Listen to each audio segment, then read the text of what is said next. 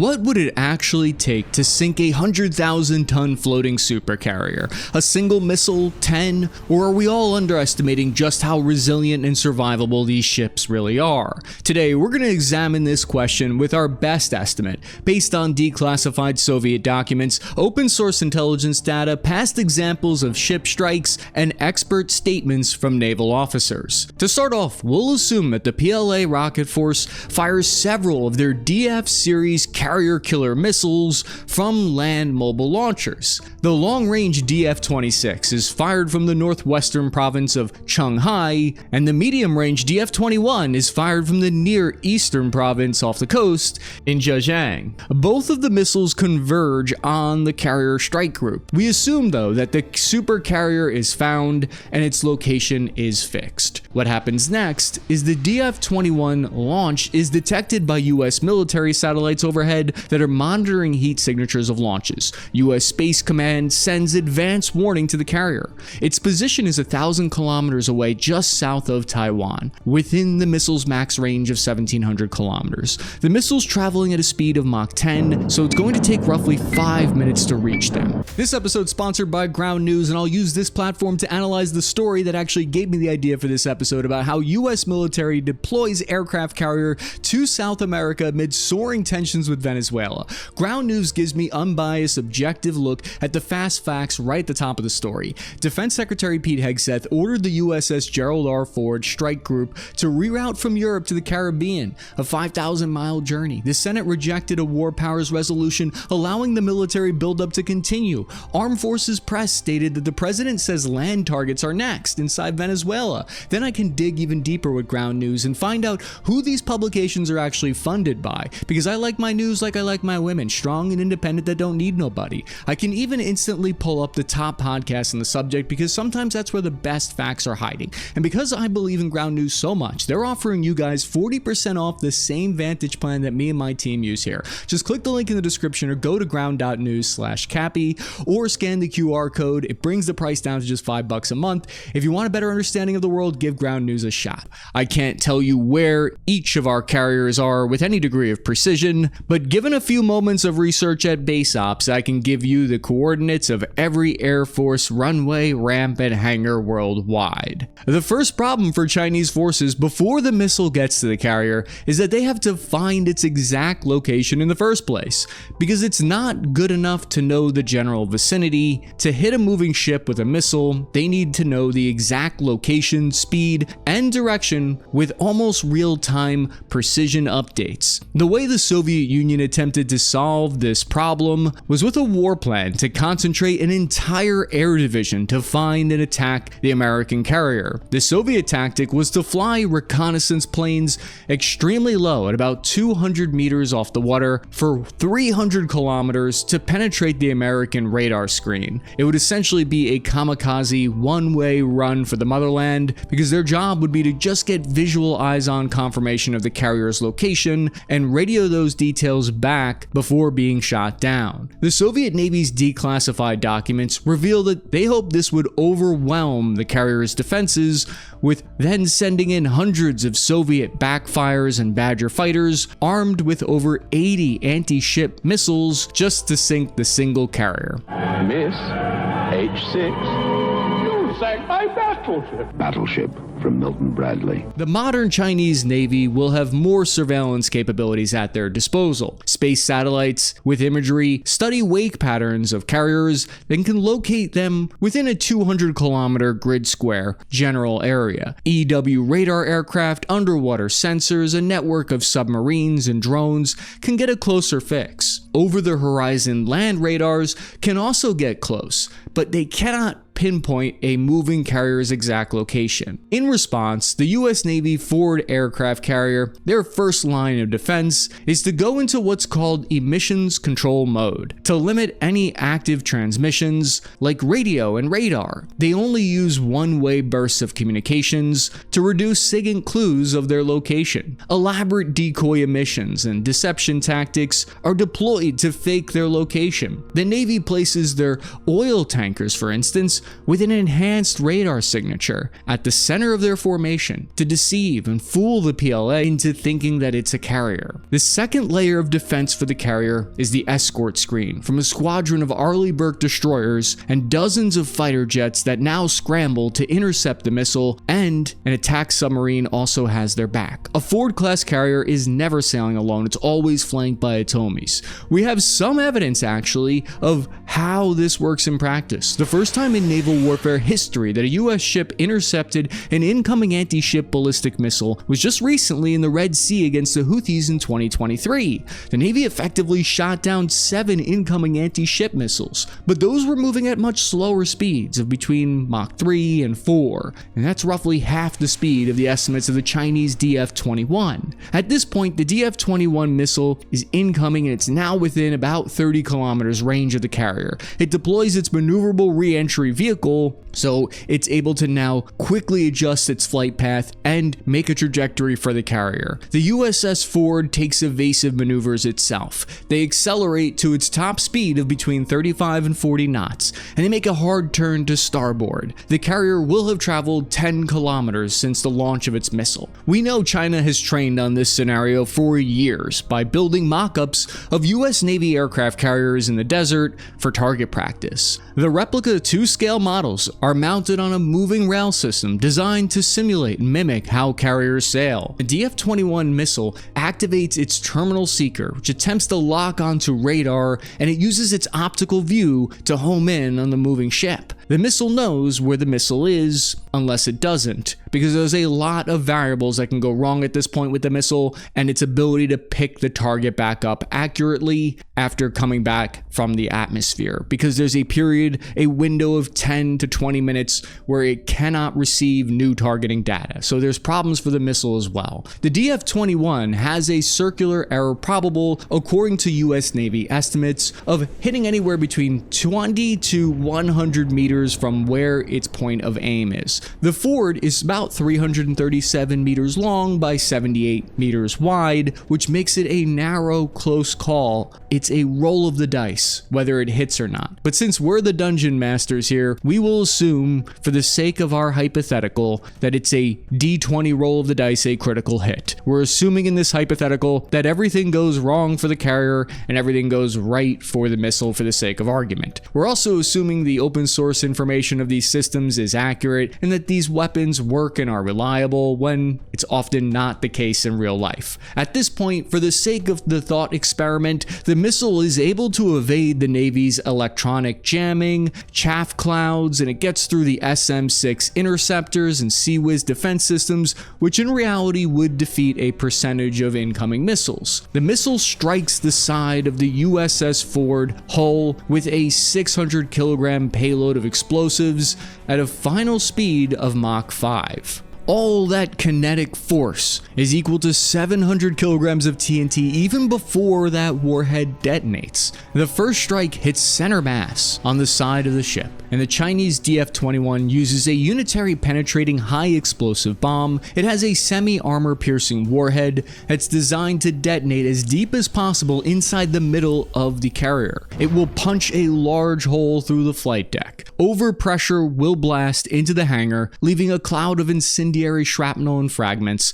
It'll rip through some doors and ventilation systems. Thick smoke from the hangar fire triggers foam and fire suppression systems. Damage control procedures begin and repairs start immediately. For the initial moment, part of the carrier's air wing is effectively out of action, but the forward hangars are split into 3 sections, and there are multiple elevators and launch sections on the ship. The single hit is likely not a mission kill entirely, although there are 100 casualties. The missile hit the high-strength HY-80 and HSLA-100 steels that the carrier is built from. This is 1.5 inches thick. The ship's designers, they have the job, on the other hand, of trying to keep that explosion as compartmentalized as possible. It's like the same way I deal with trauma. You just lock it away, compartmentalize it, and the rest of you stays afloat. The Ford has heat-resistant coatings and Kevlar plates up to 2.5 inches thick and blast-resistant liners that surround vulnerable spaces. There are reinforced steel bulkheads that add an additional 140 millimeters of steel. Multiple watertight compartments are designed to slow flooding. A second DF-21 though hits the carrier,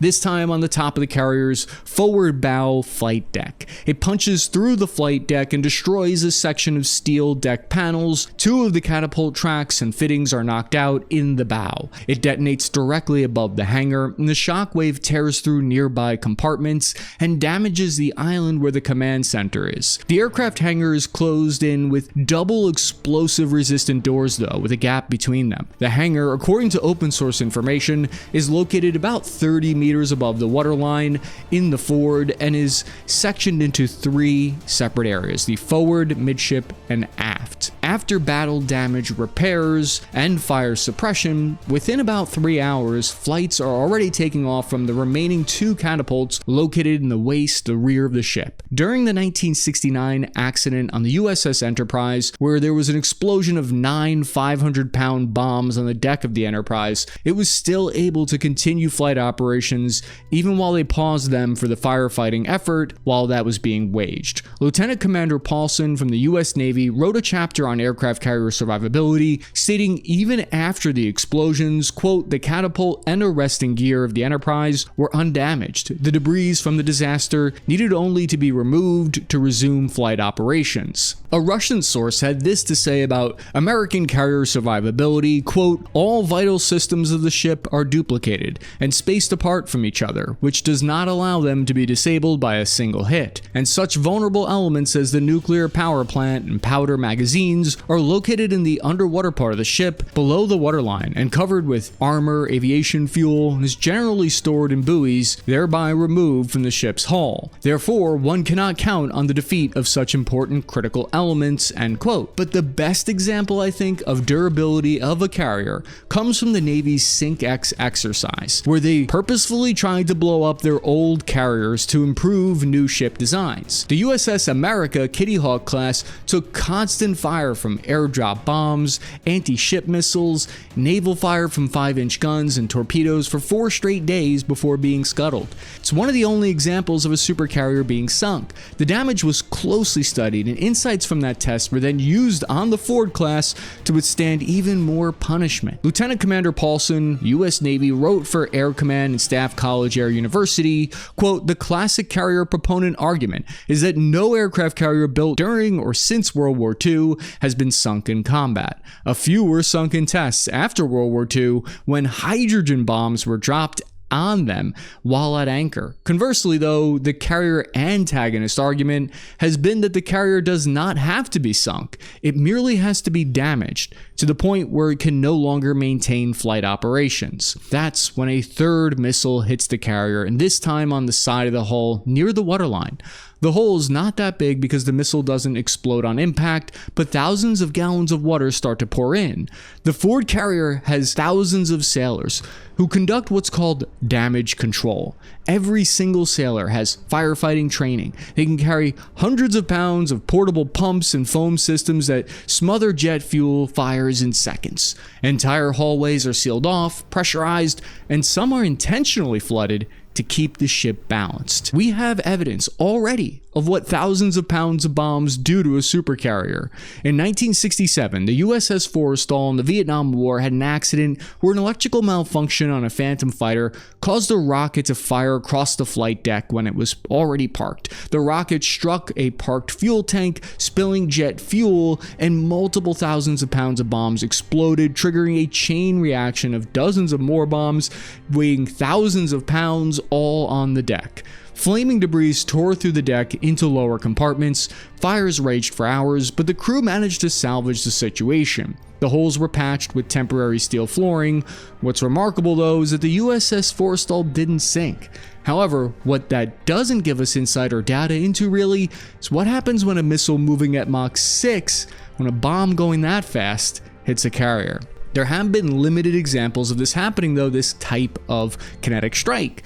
2 Neptune anti-ship missiles with relatively small warheads caused ammunition detonations that led to an 11,000-ton Russian Moskva ship being scuttled and sinking. During the Falklands War, an Argentine-launched AM-39 was fired from a jet that hit a Royal Navy destroyer that weighed 4,800 tons. The missile ignited massive fires, and within hours, the ship had lost power, and after several days, she sank. The estimates revealed by Cold War-era declassified Soviet documents for how many missile strikes the Soviets thought they would require to knock out an American Nimitz-class carrier, they calculated they would need up to 12 hits from KH-22 missiles that have a 2,200-pound warhead to kill a carrier.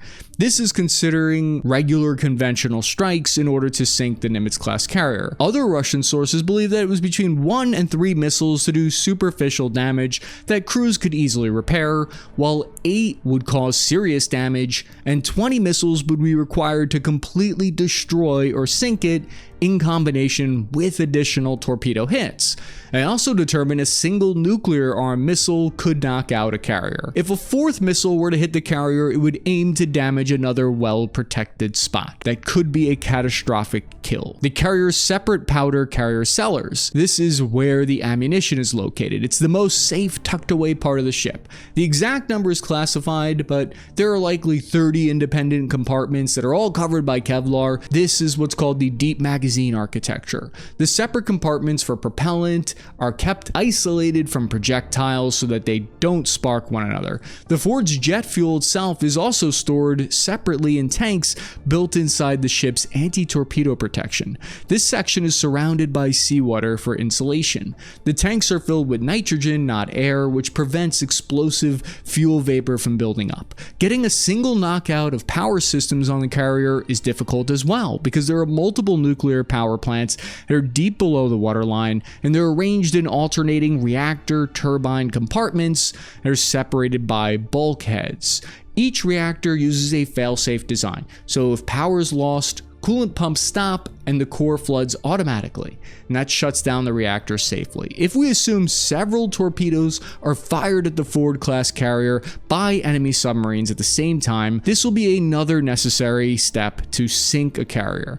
The first countermeasure the torpedo encounters is the towed array acoustic decoy system to spoof the carrier's location. If it gets past that, the next part is 6 meters of anti-submarine systems. These are compartments that are layered. The torpedo penetrates through the first few. These are sections filled with fluid to slow it down, and armored bulkheads designed to absorb the blast from a 300-kilogram warhead.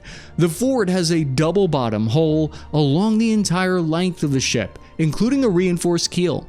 There are different opinions on how many torpedo hits would be required, but Russian sources claim that it would take 10 to sink a Nimitz-class carrier. To consider the survivability of a supercarrier, you have to weigh hit rate probabilities, which essentially means how many missiles or torpedoes have to be fired at a moving carrier to ensure a mission kill. If we assume X amount are intercepted, X amount are spoofed, X amount miss the target, what is the total? I think as a mathematician, that would be Y. Is that correct? What is the total Y needed to be fired?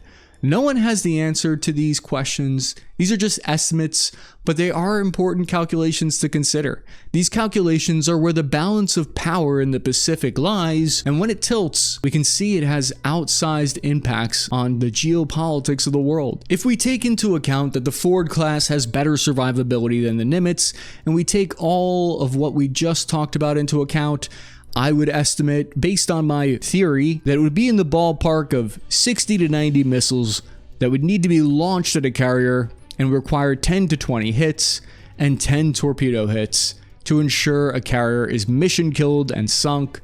Although hopefully we never find out the actual answer to that thought experiment. And yes, that's my average infantryman math on that.